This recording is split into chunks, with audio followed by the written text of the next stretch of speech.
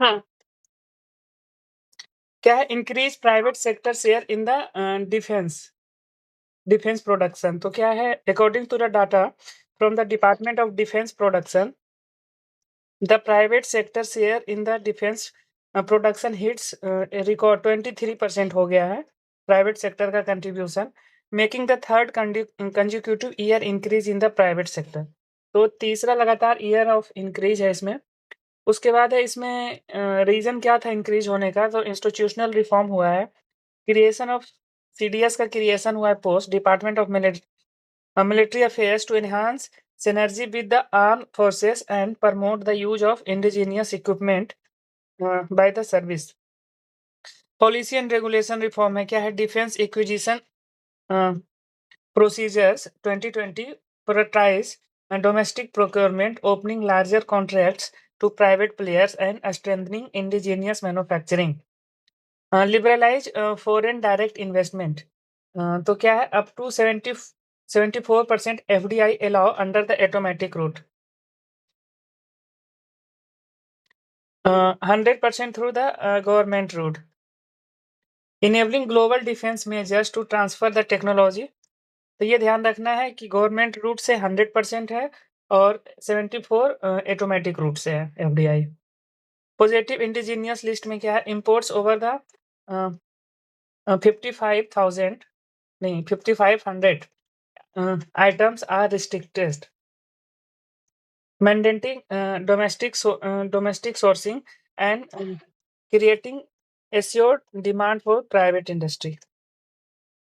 Make in India initiative है, flagship campaign है, promote indigenous manufacturing and encourage private companies to invest in the defence production, boosting private sector involvement. जैसे के लिए इसके लिए है सृजन पोर्टल, तो हमें याद रखना है सृजन पोर्टल किससे रिलेटेड है, तो ये है डिफेंस से रिलेटेड है सृजन पोर्टल। उसके बाद है industrial infrastructure and budget support में क्या है defence industrial corridor dedicated manufacturing hub established in UP and Tamil Nadu with incentives, infrastructure, investment friendly policies, attracting private sector investment. Budgetary prioritization में क्या है defence minister has embarked 75% of modernisation. तो इस वजह से मॉडर्नाइजेशन हो रहा है डिफेंस में, इस वजह से भी इधर बढ़ गया है। इनोवेशन इन इकोसिस्टम क्या startup and MSME receive grants and contracts to develop cutting-edge technology such as artificial intelligence, drones, quantum system, fostering advanced indigenous innovation, ease of doing business measure, process simplified by the extending license validity, delicensing many defense items। ये सब है, डिलाइसेंस वगैरह कर दिया defence item को तो आसानी से प्रोड्यूस होगा वो। उसके बाद है significance of indigenous defence production में क्या है strategic autonomy and national security, operational readiness होगा, technological limited risk hidden vulnerabilities, है ना, backdoor positive spill over the technology in the civilian sector, diplomacy and soft power, economic benefit होगा, reduce import bill, job creation etc. अब ये box में दिया हुआ था डाटा में क्या है defence production in India 3 lakh crore India target in defence production 2029, 3 lakh crore का टारगेट कर रहा है। उसके बाद है 223% surge in the defence production between 2014 to 25, 65% defense equipment now manufactured domestically from the earlier, ठीक है। अर्लियर क्या था 65 से 70% इम्पोर्ट होता था, मतलब पहले हम लोग 30% डोमेस्टिकली करते थे प्रोड्यूस, अब 65% करने लगे हैं। उसके बाद है 34 times increase in the defence export, ठीक है, तो 34 टाइम्स डिफेंस एक्सपोर्ट इंक्रीज हुआ है। उसके बाद है greater than 100 export destinations with leading buyers and including USA, France and Armenia. तो हम लोग एक्सपोर्ट डेस्टिनेशन में क्या है फ्रांस है, यूएसए है, आर्मेनिया, इनको हम छोटे-छोटे इक्विपमेंट दे रहे होंगे।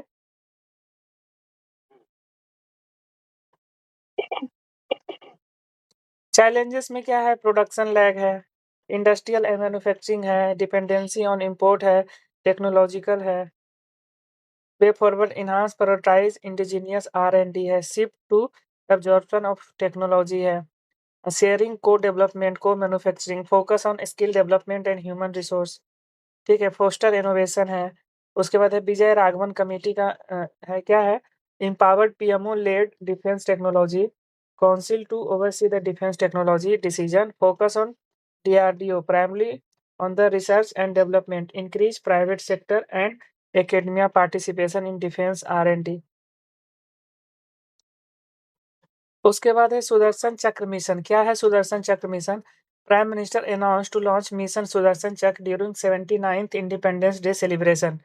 इसमें क्या है? The mission seek to develop air defence system aimed at neutralising enemy defence infiltration and enhancing India offensive capabilities.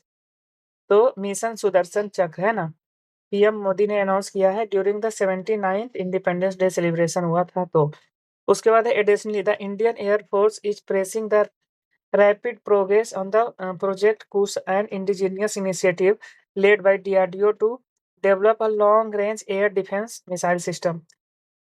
उसके बाद हम देख लेते हैं सुदर्शन चक्र मिशन के बारे में. Strengthen the India deterrent and offensive capabilities by expanding, strengthening and modernizing national security cell. It will be part of the multi-layered missile defense system. Features में क्या है? टाइमलाइन है mission to be completed by 2035. Comprehensive protection है. It will safeguard India strategic civilian religious site and assets. उसके बाद है it will cover all public place and the expanded national wide security cell across air land and sea. इसमें है project कुश के बारे में दिया हुआ है. Developing body DRDO and the Bharat electronics limited. क्या है project Kush? an indigenous initiative to develop a long-range air defense missile system. Long-range air defense missile system develop करेगा. Seek to develop long-range surface-to-air missile and LRSAM. SM मतलब क्या हुआ? Surface to air missile. Long range. Expected by 28-29. ठीक है. क्या नाम है? याद रखना है. प्रोजेक्ट कुश. हाँ, प्रोजेक्ट कुश DRDO एंड हाँ BEL. डीआरडीओ और बीईएस है.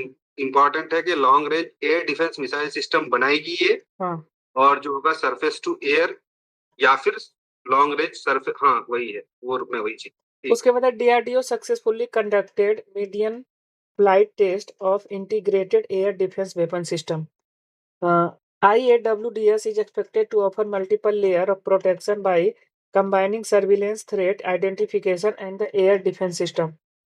About the IADWS की components में क्या? indigenous quick reaction surface to air missile है developed by DRDO. It is short range 5 to 30 kilometre range है इसका. SAM system designed to protect moving emerald columns from the aerial attacks. It is configured on the mobile platform and capable to provide air defense on the move. Advanced very short range air defense system है. क्या है? Advance very short range air defence system VSHORADS missiles develop by the researcher centre RCI research centre एमरेट.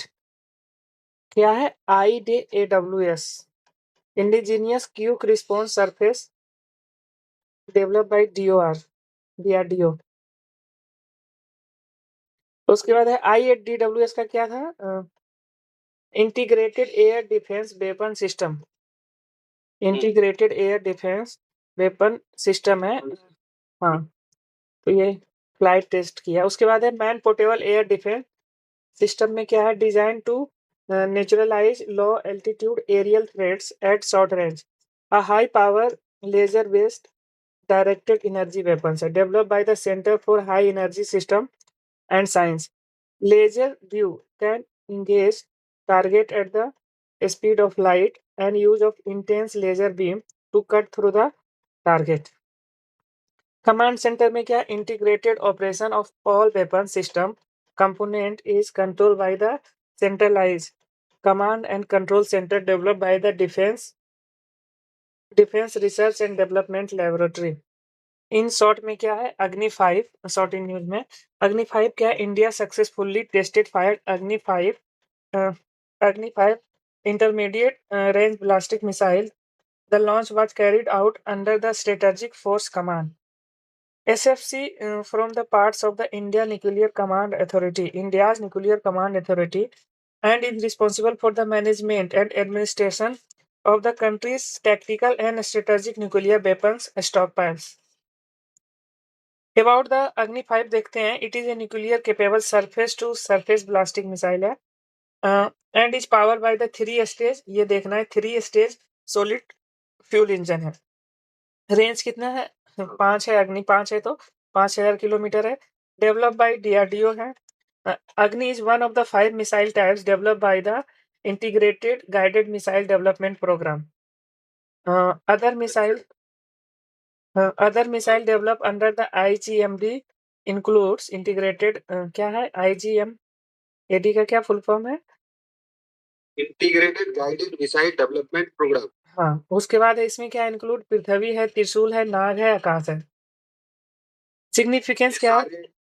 हाँ, ठीक। Place in India among few nations, US, Russia, China, France, with the multiple independently targetable reentry vehicles capable IRMBS, मतलब कि US, रसिया, China, France के साथ India भी हो गया। Surface to surface ballistic missile क्या होता है?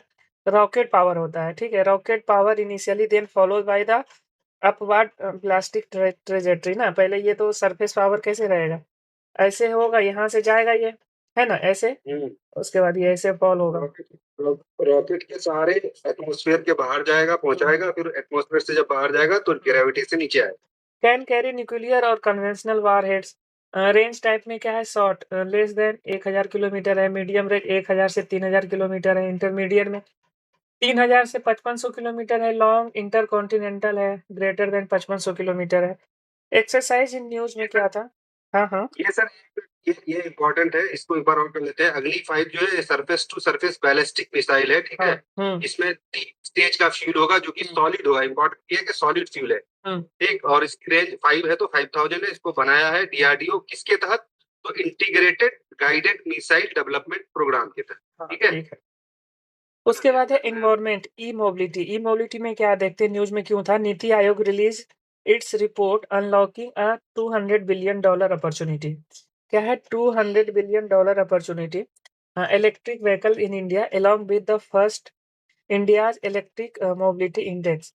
About the electric mobility index, India's Electric Mobility Index, a first of its kind tool to benchmark state progress in e-mobility, was launched by Niti Aayog in a partnership with the World Resource Institute India. It tracks 16 performance indicator under the 3 thematic categories. Transport electrification progress क्या है? Transport electrification progress tracks EV adoption on the demand side. Charging infrastructure readiness, SS charging network development करेगा, है ना। उसके बाद है EV research and innovation, evolute supply side and research and development effort होगा। उसके बाद है the index group states into the 4 categories. Achiever में क्या है, 100 होगा। फ्रंट रनर का जो होगा स्कोर 65 से 99, फ्रंट रनर। परफॉर्मर्स में 50 to 64 होगा। एस्पायरेंट में 0 से 49 होगा। For the year 2024, Delhi led the ranking with a score of 77, followed by Maharashtra. तो दिल्ली का सबसे ज्यादा है ना, 77 है, मतलब कि ये फ्रंट रनर के कैटेगरी में है, और महाराष्ट्र भी फ्रंट रनर के कैटेगरी में है। इनका तो दिया नहीं, मतलब क्या है, चंडीगढ़ एंड कर्नाटक क्या स्कोर तो दिया नहीं इनका। उसके बाद है अबाउट द ई व्हीकल्स में हम देखते हैं बैटरी ईवीज क्या है, entirely battery powered hybrid EVs है, both engine and electric motor. Fuel cell EVs, ठीक है, utilise fuel cell technology to generate electricity for the propulsion. Plug in hybrid EV uses both and the engine and a rechargeable battery, etc. A status of e-mobility in India, unlocking $200 million opportunity electric vehicle in India. 2.08 million EV sales in 2024, up from the 50,000 in 2016. मतलब 2016 से लेके अभी इतना ज़्यादा हो गया है, 2 point मतलब ये कितना हो गया? 20 लाख। 20,80,000 के आस-पास हो गया है, जो कि 2016 में क्या कितना था? 50,000 था। उसके बाद है 7.6% EV penetration in 2024 far below the 30 अच्छा तो मतलब है हमारा टारगेट है 30% बाय 2030 जबकि अभी कितना है 7.6% है only. Benefit of EVs and integral combustion engine क्या है? जीरो ट्रिपलाइल इमिशन क्या है? 3x less CO2 emission even considering electricity generating generation for EVs. उसके बाद है energy efficiency 60% conservation of electricity into the wheel power versus 20% in the petrol vehicles. क्या कह रहा है? 60% energy conservation electricity into the wheel power, जो electricity का है 60% कंजर्वेशन होगा और 20% होता है पेट्रोल व्हीकल में। उसके बाद रिड्यूस ऑयल इंपोर्ट को रिड्यूस करेगा, target 30% EVs by 2030। Lower cost में क्या है? Lower running and maintenance cost है। यूजर कन्वीनियंस में क्या है? Charging at the home, potential for the battery swapping, noise reduction. उसके बाद है कि challenges highlighted in the reports. क्या है challenges? Area financing challenges bus e trucks है।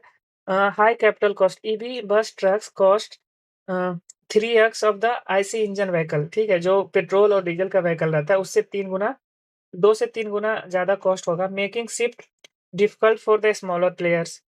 उसके बाद है high EMI burden, doubts among the financial institution over the repayment ability of the small operators.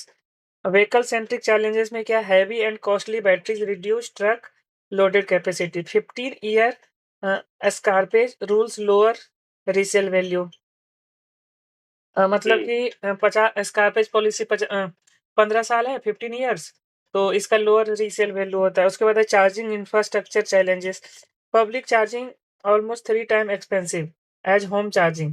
18% GST plus operation margins है। Problem in the getting upstream power supply connection from the discoms. Example differences in the fee structure for the getting connection and tariff structure in electricity supply वगैरह। Land consistence है in the cities, highway वगैरह में land नहीं है। उसके बाद है resident welfare association क्या है? Perceive a safety risk through the charging station. Lack of collaboration है। Absence of integrated app for the locating booking and paying. उसके बाद अवेयरनेस एंड परसेप्शन चैलेंज है। Confusion due to the differing incentives in the state such as the exemption for the permits of the lower tax rate. उसके बाद weak fragmented awareness campaign है। Educate data for regulatory gaps क्या है? वाहन database does not accurately capture data on different categories of EVs, making policy design, subsidies, targeting and process monitoring difficult. Absence of unique battery IDs weakens tracking, resale, recycle ecosystem, है ना? उसके बाद है step to boost e adoption. EV adoption में क्या है? PM E drive scheme है, ठीक है, 2 व्हीकल्स के लिए, 3 व्हीकल्स के लिए, ट्रक के लिए है। Scheme to promote manufacturing and electric passenger cars in India. उसके बाद है पीएम ई बस है, जो पेमेंट सिक्योरिटी मैकेनिज्म स्कीम है। Target deployment of 38,000 e-bus and ensure payment security operation against the difficulties by the Public Transport Authority. PLI scheme for the automobiles and auto components to boost domestic production of the advanced automotive technology product, ensure 50% value addition, and attract investment in the auto sector है। PLI advanced chemistry cell में क्या है? Support 50 gigawatt hour domestic battery manufacturing, reducing imports, cost reduction है। GST on the EV cuts from the 12% से 5% आ गया है ना? तब तो सस्ता हो गया होगा ईवी। उसके बाद उसके बाद है वे फॉरवर्ड में क्या है? मूविंग इंसेंटिव मैंडेट्स वगैरह है। उसके बाद है सैचुरेशन अप्रोच है। 100% electric mobility adoption across the 5 designated Indian cities with in the 5 year. हाँ, हाँ। हाँ, हाँ, बोल। मेरी तरफ से नेट की इशू हो रही है कि आपकी स्क्रीन बार-बार चली जा रही है। नहीं, आपके तरफ से होगा। फिर वो फिर तुम्हारा नेट जो है ना वो फ्लो हो गया है, इसलिए मेरे साथ भी कभी कभी ऐसा होता है, तो हाँ हम लोग के अपनी तरफ से। आवाज अभी आपकी भी आवाज कट रही है। हाँ, हाँ तो मेरे आप को क्या करो, पीछे से एक तुम आवाज क्या कट करो, रही है एक तो मेरी एक बार तरफ से है। डिस्कनेक्ट करके कनेक्ट करो, हो जाएगा। अच्छा ये मतलब कि इसको जो चल रहा है उसमें हाँ, लीव करो फिर से रीजॉइन करो। लीव करो फिर ज्वाइन करो। उसके बाद है लोअरिंग अपफ्रंट कॉस्ट होगा, ठीक है, अवेयरनेस एंड इंफॉर्मेशन। उसके बाद है best practice for the EV adoption, क्या है, China 10 cities 1000 vehicles programme was the flagship initiative for the 10 pilot cities, ये सब है। मतलब ये मेंस में मेंशन कर सकते हैं हम, चाइना का एक एग्जांपल लिख सकते हैं। Singapore establish E electric charging PT limited establish किया वो लोग खुद। उसके बाद है India resolution on the wise use of wetland, ठीक है। तो India resolution title promoting sustainable lifestyle for the wetland has been adopted Ramsar 15 conference on the parties to Zimbabwe. तो ये हमें ये देखना है कि रामसर का जो 15वां कॉन्फ्रेंस हुआ है वो कहाँ पे हुआ है, जिम्बाब्वे में हुआ है, with the 172 countries supporting it. उसके बाद है the resolution alliance with the principle of mission life lifestyle for environment. Mission life is an India-led global movement introduced at the UN Climate Change Conference in the Glasgow. It aims to nudge individuals and communities to practice a lifestyle that is synchronized with the nature and does not harm it. About the wise use of wetland, इसमें क्या है? It is a core principle of the wetland conservation under the Ramsar Conservation. The conservation defines wise use as a maintaining the ecological character of the wetland using ecosystem-based approaches within the within the context of the sustainable development. India approach to use wise wetland क्या है? The National Plan Conservation of Aquatic Ecosystem है. Integrated management integrated management plan है, outline strategy for sustainable use है। India release 2024 framework title क्या है, wetland wise use, ये हमें ध्यान रखना है। इंडिया रिलीज किया 2024 में wetland wise use and the implementing framework है। उसके बाद है अदर आउटकम में हम देख लेते हैं कॉप 15 के बारे में है। Adoption of the Victoria Falls declaration acknowledge the ecological social economic roles of the wetland highlights contribution of biodiversity, climate change mitigation and UN SDG। क्या है विक्टोरिया फॉल्स डिक्लेरेशन, ये देखना है किससे रिलेटेड है, इकोनॉलेज ecological social economic roles of wetland. Launch of Indo Burma Ramsar regional initiative है, strategic plan 25-30 से है to halt reverse wetland loss.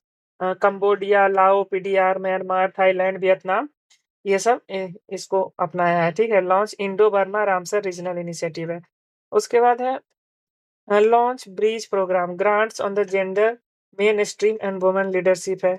उसके बाद है fresh water challenges to enhance implementation of the convention.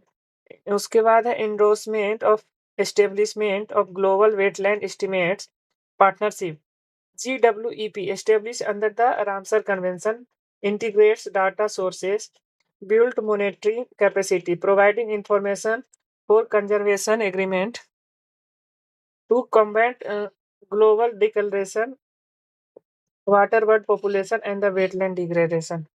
अब हम थोड़ा सा रामसर के बारे में देख लेते हैं। रामसर कन्वेंशन तो adopted in 1971 in Ramsar Iran came into the force 1975। ये ध्यान रखना, इंडिया कब मेंबर बना इसका,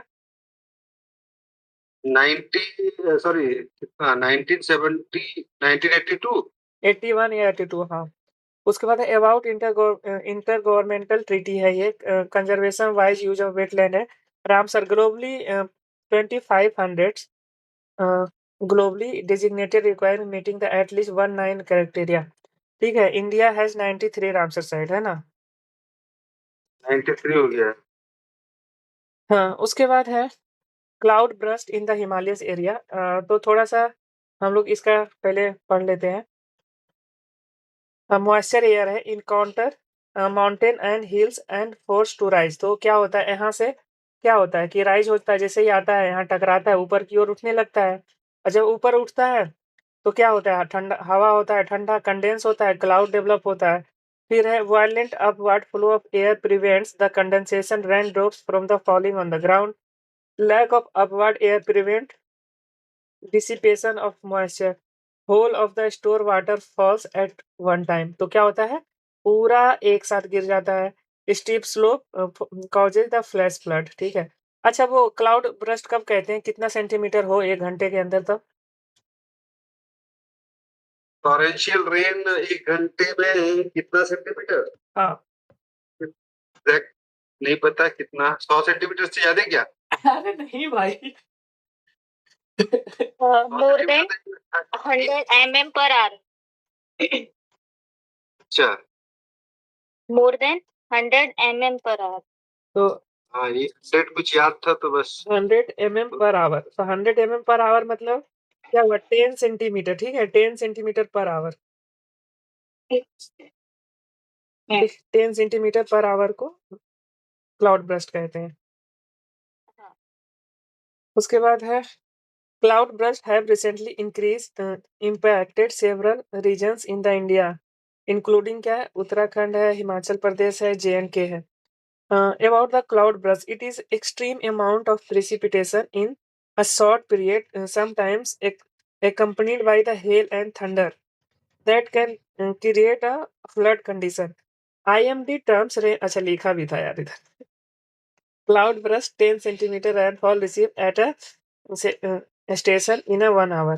Recent example में क्या, किश्तवाड़ डिस्ट्रिक्ट J&K में हुआ है ना, चमोली डिस्ट्रिक्ट क्लाउड ब्रस्ट है. Cloud burst happen in the plain as well, but more common in the क्या है, mountain zones as they occur via the orographic range. समझते हो ना?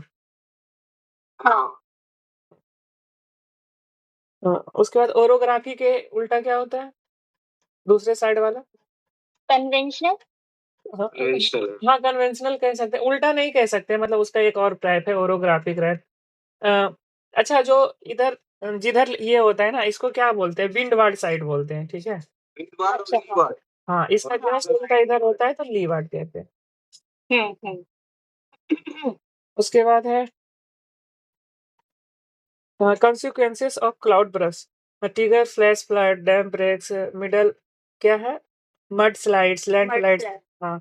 और ये क्या बोलते हैं, लैंडस्लाइड में क्या, मड स्लाइड या लैंडस्लाइड में क्या है जो एक कहता है कि वो कंपलसरी है, फ्लो वाटर रहता है, क्या रहता है?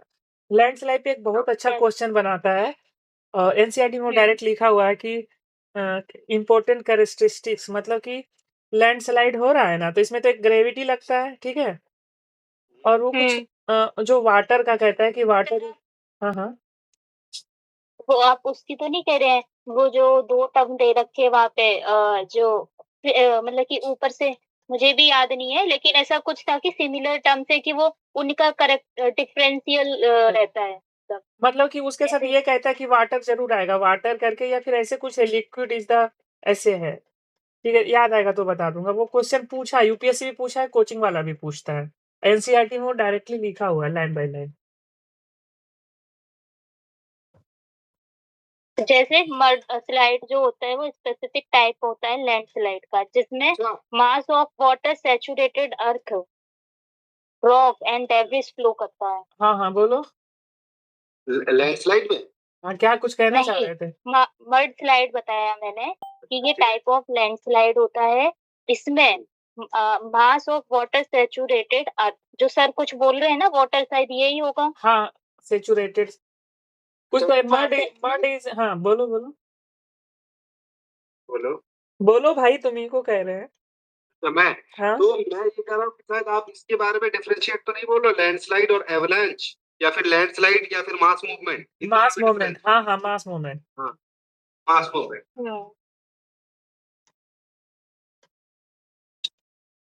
तो ये लैंडस्लाइड में मड नहीं होता है. सर हाँ.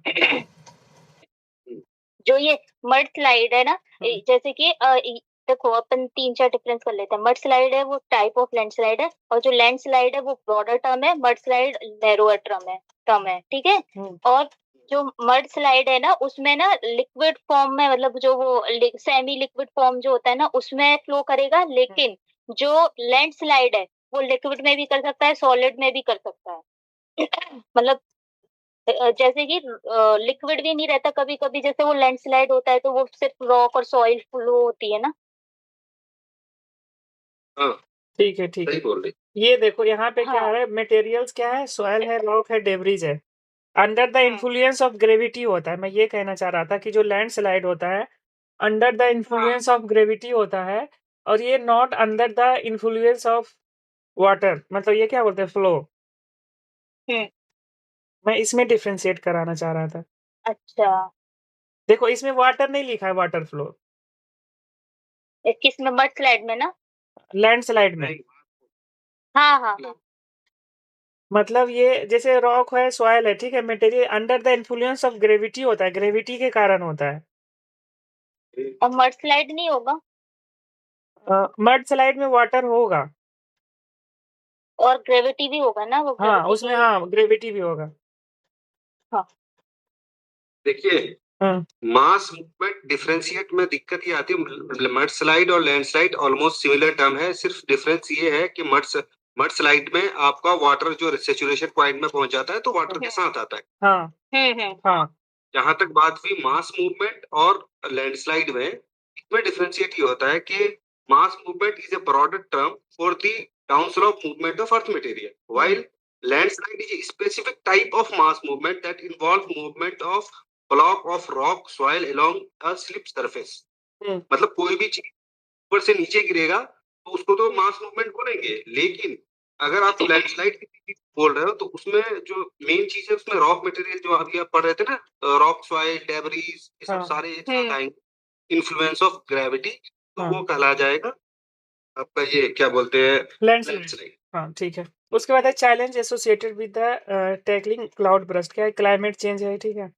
उसके बाद है फोरकास्टिंग चैलेंज है, एंथ्रोपोजेनिक फैक्टर है, ठीक है। बाकी ये सब प्रीलिम्स के लिए है नहीं important. Short in news in the short में क्या, इंडिया वाटर मैनेजमेंट क्या है, recently parliamentary standing committee on water resources is a report highlighted that despite the significant technological advancement and the substantial investment, India continues to face a severe socio-economic losses due to flood and water scarcity. ठीक है, तो है हमारे। Current status है recommendation में क्या है, flood forecasting modernisation and expansion. Centre water commission operates 340 flood forecasting site covering the 22 states and the 2 UTs, which plan to increase around the 375 by 26. Interlinking of the river program, 30 link project identified. Lacks of the conservation among the states in the measure of status. Water is the state subject, ठीक है, ये ध्यान रखना, state subject है water. तभी तो state subject है, तो अलग अलग स्टेट में लड़ाई होते रहता है, इसका पानी उसका पानी। हाँ। हाँ, डैम सेफ्टी में क्या, हाँ, out of the 6,000 dams, only 459 have the emergency action plan. वाह। बढ़िया, 459 मस्त। Rain water harvesting and water conservation. Jal Shakti Abhiyan catch the rain and the Jal Sanchay Jan Bhagidari promotes community-driven conservation and groundwater reserve. Increase 11.36 billion cubic meters in 2024 with the respect of 2017 Dynamic Groundwater Resource Assessment Report. उसके बाद है proactive and integrated approach, new draft national water policy is under consideration. उसके बाद है global outlook council on water investment, क्या है, the president of south Africa announced to launch global outlook council on the water investment. Launch कब हुआ, G20 presidential legacy initiative in, तो south Africa में अभी G20 मीटिंग हुआ था, है ना, तो वहां पे क्या है, लॉन्च किया गया है global outlook council on water investment. It forms a core pillar of the global water partnership global transformation agenda on water investment. GWP is a multi-stakeholder action network and the intergovernmental organization dedicated to equitable, sustainable and efficient management of water resources. GWP transformation agenda aims to mobilize 50 billion of water security by 2030. Pollution and control boards में क्या है? Supreme Court in the Delhi Pollution Control Committee Lodhi Properties Co Limited case overturned Delhi High Court ruling which held that only court could impose environmental compensation. It held pollution control boards can impose environmental compensation. ठीक है, क्या हुआ इसका मतलब? Only court could impose environmental compensation. It held pollution control board can impose environmental compensation. ये cases over courts could impose environmental compensation. अच्छा, मतलब जब भी कहीं कहीं पर इन्वायरमेंट से रिलेटेड कोई चीज होगा ना, तो उसमें जो कंपनसेशन वगैरह जो डिसाइड करेगा वो डिसाइडिंग अथॉरिटी, आई थिंक ये बोल रहा है कि कोर्ट होगी। अच्छा, ये प्रीवियसली लिख देता कि ये इम्पोज, ठीक है, रुको जरा। It held pollution control boards can impose environmental compensation. Supreme Court ruling 2025 क्या कहता है कि the Supreme Court overrule Delhi High Court decision. अच्छा, दिल्ली हाई कोर्ट का डिसीजन है, ठीक है, ओवरटर्न किया, ओवररूल ने overturn the Delhi High Court decision. It held that pollution control board have statutory power to impose environment compensation on violation. तो CPCB, SPCB, इससे पहले क्या था कि कोर्ट ही कर देता था, कोर्ट ही कर सकता था, ऐसा बोला है। The court cited power derived from the Environment Protection Act 1986, Water Prevention and Control Pollution Act 1974, Air Prevention Control Act 1981. Key point of judgment: PCB, a quasi-judicial authority empowered to determine and recover EC from polluters. उसके बाद है pollution pay principle reform. Violators must bear the cost of environmental damage. Environmental compensation is not a fine but a remedial and compensatory measure. Such powers are necessary for effective environmental governance and swift pollution control. Significance क्या है? Strengthen authority of PCBs to enforce the environmental laws directly, ensure accountability in the industries for the pollution without the lengthy. तो ये मिला जुला के ये क्या था? Supreme court pollution control board versus Lodhi properties case overturn Delhi government ruling. Okay, overturn Delhi government ruling which held that only court. Okay, अच्छा लिखा तो था यार ठीक ठाक से, विच हेल्ड दैट। आगे हम लोग नहीं पढ़े थे ना, बस पढ़े। It held that the pollution control boards PCBs can impose environmental compensation, यानी आप पीसीबीज कर सकते। पॉलिसी इंस्ट्रूमेंट, हाँ ठीक है। तो द स्टेटरी मैंडेटरी क्या है? PCB can impose penalty environmental compensation in exercise power under the section. अच्छा, चैट जीपीटी कितना आसानी लैंग्वेज में दे दिया सब कुछ ना। इतना देखो आसानी से समझ में आ गया, यही सेम लैंग्वेज तो ये भी यूज कर सकता था। पोल्यूटर पे प्रिंसिपल में क्या है? PCBs can't impose penalties in the every contravention under the act but only when environmental harms has been caused by the erring entity. In Indian Council Environmental Action versus EOI, Supreme Court held that according to the polluters pay principle, responsibility for the repairing the damage is that of offending industry. Appropriate course of action. Boards can decide whether a polluting entity need to be punished by the imposition of penalty of the situation demand immediate restoration of environmental damage by the polluters or both.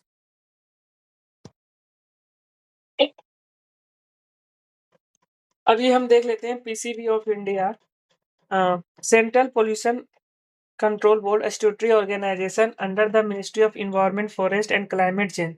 CPCB is constituted under the Water Prevention and Control Pollution Act 1974. It is also entrusted with a power under the Air Prevention and Control Pollution Act 1981.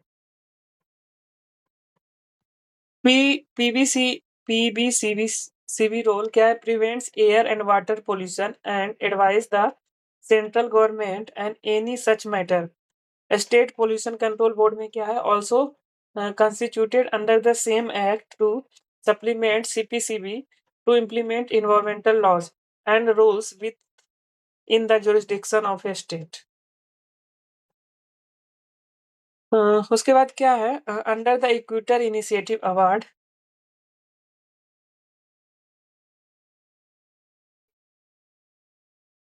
UNDP Equator Initiative award क्या है? Bibi Fatima women self help group from the small village of Dharwad district was one of the winner of the Equator Initiative award क्या है? बीबी फातिमा इनका नाम है, ठीक है। Dharwad district कहाँ है? मध्य प्रदेश में। हाँ शायद, या फिर छत्तीसगढ़ है क्या? छत्तीसगढ़ तो नहीं होगा, धारवाड़ रीजन मध्य प्रदेश या राजस्थान, मध्य प्रदेश ही होगा धारवाड़। कर्नाटक है सर। ये अच्छा, धारवाड़ कर्नाटक। हाँ, ओके। अबाउट द और धारवाड़ मतलब धारवाड़ सिटी है और धारवाड़ डिस्ट्रिक्ट है। धारवाड़ प्लेन भी तो है। प्लेन हाँ। सुना है। धारवाड़ प्लेन।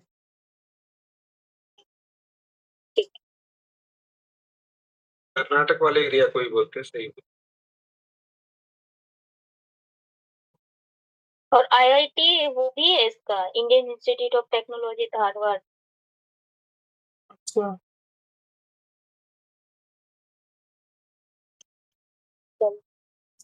ठीक है। हाँ। कर्नाटक में ये डिस्ट्रिक्ट है ना। About the UNDP Equator Initiative award presented biennially, ठीक है। बाईएनियली मतलब क्या हुआ? 2 साल में एक बार। Under the Equator Initiative UNDP, the Equator Initiative provides opportunity for the indigenous people and local communities to address land degradation, biodiversity conservation, and livelihood improvement. It is also referred as the Nobel Prize for the Biodiversity Conservation. About the Bibi Fatima self-help group क्या है? The group introduced millet waste mixing cropping on the rain-fed farms, promote climate-resilient farming system, pesticides, livestock rearing, and horticulture, polarized millets. उसके बाद है Awaz programme for the action. Third United Nations Conference on the Landlocked Developing Countries opened in Awaz, Turkmenistan.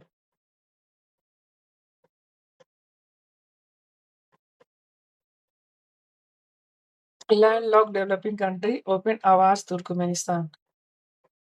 क्या conference serve as the crucial platform for the implementation of newly adopted APOA? APOA क्या होता है? Awaz programme of action. Awaz Program of Action. Okay. About the APOA adopted by the consensus at the UN General Assembly in December 2024 offer a comprehensive framework to tackle persistent development challenges faced by the LLDCs. Key deliverable includes क्या? Establishment of the regional agriculture research hub to strengthen the food security, launch of the infrastructure investment finance facility to mobilize critical funding, development of a UNFCCC negotiating body to advance trade and climate resilience. Sundarban Tiger Reserve है. Sundarban Tiger Reserve is the now India's second largest after the expansion area. Second largest हो गया है। First largest कौन है tiger reserve? वो है मध्य प्रदेश वाला है ना सर? नहीं, नागार्जुन वाला, शेषाचलम वाला होगा। हाँ, और आंध्र प्रदेश। हाँ। The National Board of Wildlife, led by the Union Ministry of Environment, Forest and Climate Change, approved the West Bengal government proposal to increase the area of Sundarban Tiger Reserve. Now STR just behind the Andhra Pradesh, Nagarjun Sri Sallam. in the size and elevates it from the 7th to the second largest tiger reserve in India.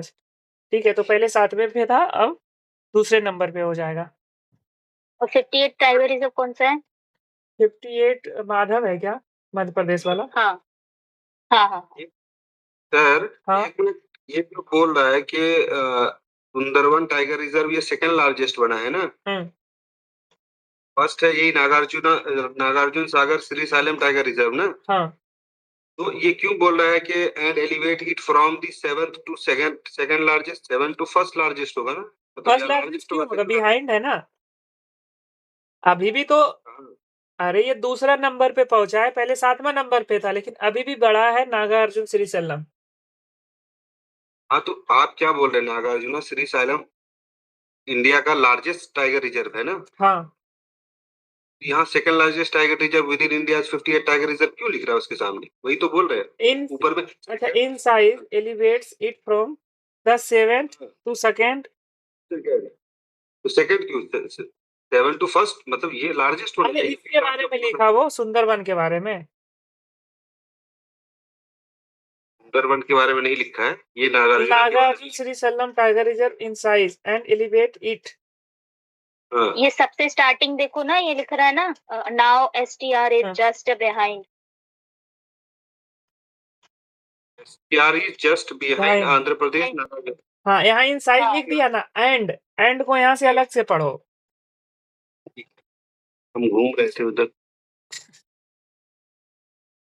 उसके बाद है procedure to declare alter tiger reserve. क्या है? Tiger reserve are the notified by the state governments as per provisions of the section 38(5) of the Wildlife Protection Act 1972 on the advice of the National Tiger Conservation Authority. The following steps are involved in the notification. क्या? Proposal is obtained from the state. In principle, approved is the communicated from the National Tiger Conservation Authority, soliciting detailed proposal under section 38(b) of the Wildlife Protection Act 1972. National Tiger Conservation Authority recommends the proposal to the state after due diligence. The state government notified the areas as a tiger reserve. Process for alteration as per section 38(w) first Wildlife Protection Act 1972. No alteration in the boundaries of a tiger reserve shall be made except recommendation of Tiger Conservation Authority.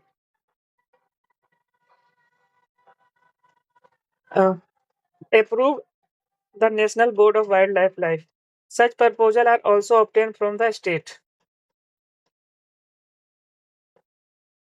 Sundarban tiger reserve के बारे में देख लेते हैं। Location है coastal district of West Bengal है। Only mangrove forest with Bangladesh, housing of the significant tiger population.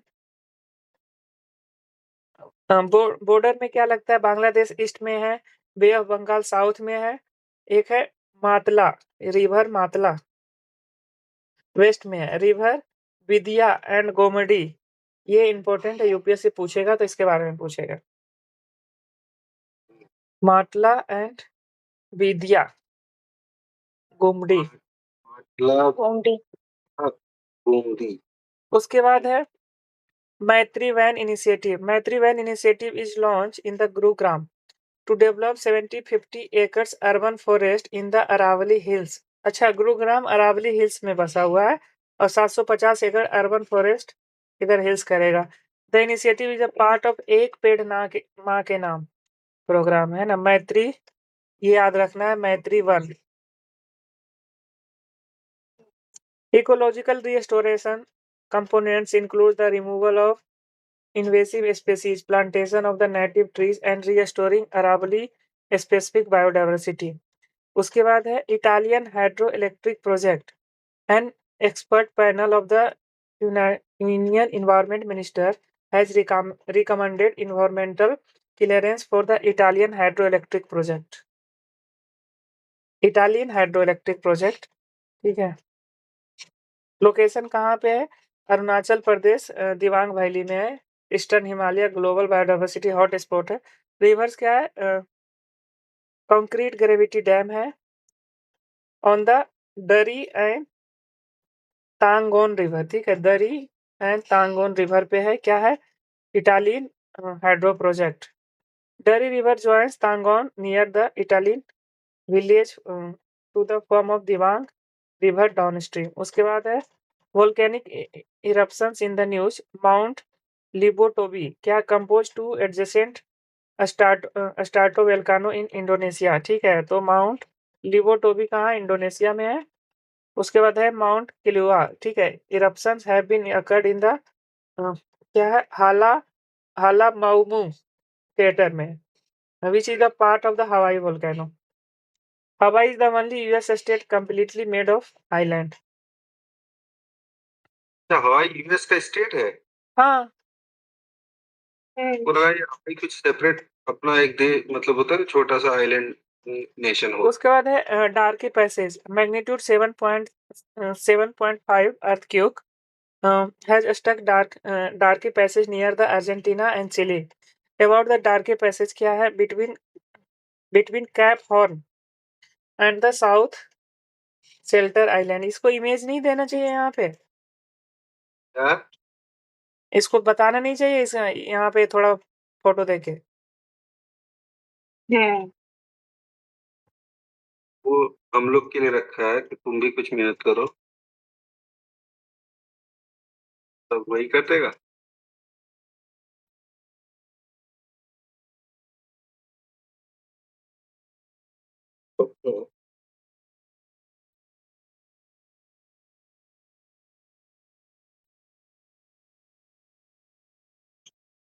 बेचारा लिखा तो है southern most point of south America. अब लिखना तो वो ठीक है, मैं कहाँ कह रहा हूँ नहीं लिखा है। ये अंटार्कटिक है, ओके, डार्क के पैसेज यहाँ पे है ना, लोअर पार्ट में दिख रहा है ना कहाँ पे, मतलब समझ पा रहे हो ना? साउथ अमेरिका का टेल हाँ, और नॉर्थ अमेरिका का साउथ अमेरिका है ना, and the south island north from Antarctic peninsula. ठीक है जी। Peninsula. Name after the sir Francis Drake, the famous English navigator and circumnavigator. Ocean current में क्या? Water majority flow from the west to east and from the Antarctic क्या है? Circumpolar current. Historic trade route है की passage of the trade Panama canal open in, मतलब कि Panama canal नहीं हुआ था तो 1914 तक यहीं से होता था। स्लाइसिंग चैलेंज में क्या? Known as the stormy sea and icy condition. Social issue कितना पेज है यार? नहीं होगा। इथिक्स कहाँ से है? इथिक्स के बाद नीचे में भी होगा। नीचे में एक दो रहता है। अब देख लेते हैं सोशल इशू में। सोशल इशू में क्या है? न्यूज में था recent researcher IT Indore highlighted the how rural to urban migration is reshaping daily life in the cities with the shifting in the work routines and living condition, drawing attention to the border challenge faced by the urban migrants. What is migrants? Sorry, what is migration? Migration क्या है?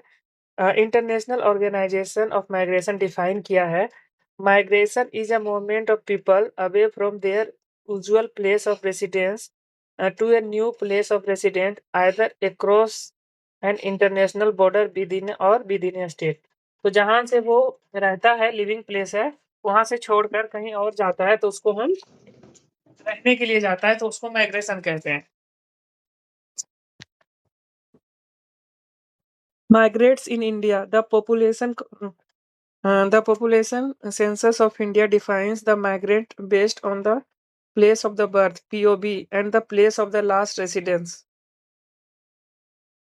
According to the place of birth criteria, if a place of birth differ from the place of enumeration, then the place of enumeration the person will be considered migrant.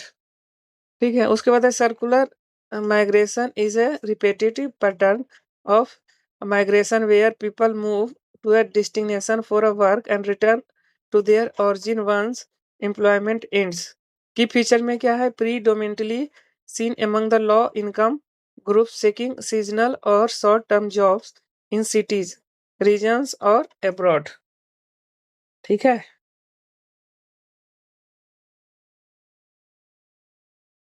Status of migration in India.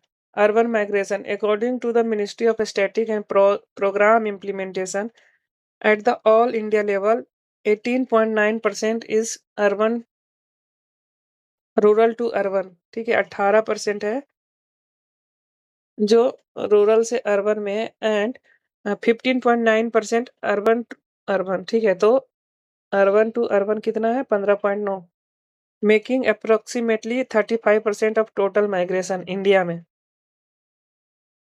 Bye 2030, 40% of Indian population is expected to be live in the urban areas. Rural to urban migration, rural to rural migration, sorry, at 55% is the highest, and urban to rural migration at 10% is the lowest. Share of migrants, क्या है? Migrants accounts for 28.88% of the population, down from the 37.64%. According to the census 2011, 45.57 crores people are migrants. 5 states, UP, Maharashtra, Andhra Pradesh, Bihar, and West Bengal accounts 48% outbound migrants, while the Maharashtra, Uttar Pradesh, Andhra Pradesh, West Bengal, Tamil Nadu receive a similar share in bound migrants. अब ये बताओ, inbound migrants और outbound migrants क्या होते हैं? Inbound migrants मतलब with in the state, और outbound migration मतलब अगर एक इंडिया में देखें तो बिटवीन स्टेट्स, ये बोल रहे हैं क्या? मुझे भी तो यही लग रहा है, लेकिन तुमको तो वो बोलते हैं ना इमिग्रेशन और एमिग्रेशन।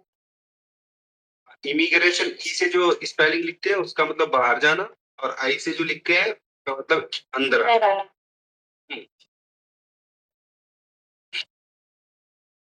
ये जो इनबाउंड आउटबाउंड है वही होना चाहिए मेरे अनुसार। inbound migration refers to movement of the people in a country or a region from other countries or regions for residents inbound. मतलब मामले उल्टा। Okay, inbound opposite to immigration. मतलब इनबाउंड जो है ना सर, वो इमिग्रेशन आई वाला है, और आउटबाउंड है इमिग्रेशन ई वाला। ठीक है, ये दोनों सिमिलर टर्म्स, ऐसा यहाँ इसके डेफिनेशन से लग रहा है। Inbound migration refers to the movement of the people into a country or regions or regions from other countries और regions। तो inbound में क्या है? मतलब इंटरनेशनल, मतलब से आएगा, बाहर से आएगा या बाहर जाएगा? आएगा जाएगा, यहाँ पे क्या है? आएगा भी तो भी कहलाएगा, जाएगा तो भी कहलाएगा। Movement of people into a country और रीजन फ्रॉम आउटसाइड दिख रहा है। एक second, into a country from outside, ठीक है, बाहर से आएगा तो ठीक है, ठीक है। इसलिए बाहर से जब आएगा तो आई वाला इमिग्रेशन होगा। ठीक है, IMI इसलिए बोला कि it is opposite to outbound यानी इमिग्रेशन EMI वाला से।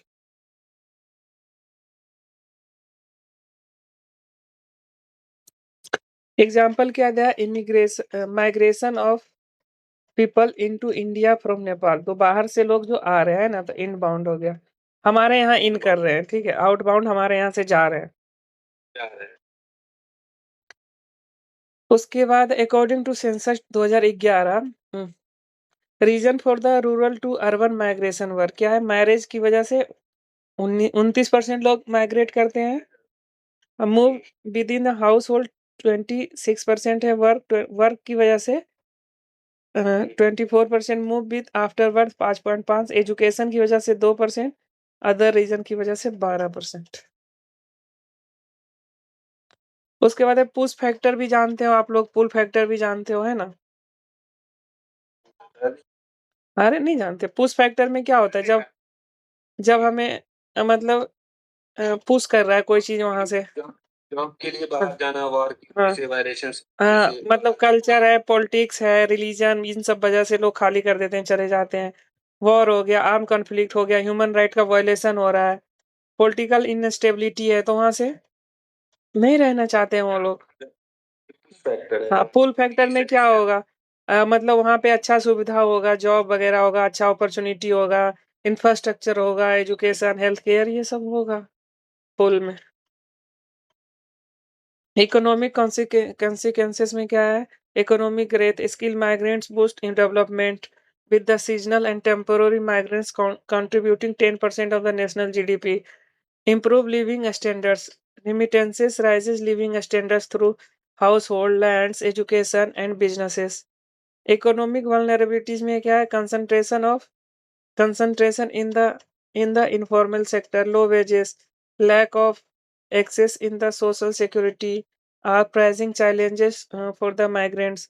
Example क्या है? Nearly 90% of India's workforce in the informal sector, employing most migrant workers.